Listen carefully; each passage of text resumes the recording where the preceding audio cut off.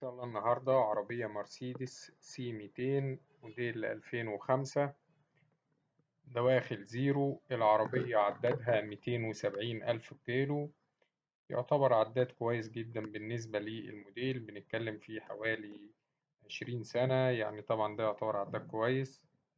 العربية دواخلها زيرو، رشة بره، استخدام راقي جدا. السعر إن شاء الله المطلوب 650 ألف جنيه. رقم التليفون هيظهر في آخر الفيديو. تاريخ العرض 28/5/2024.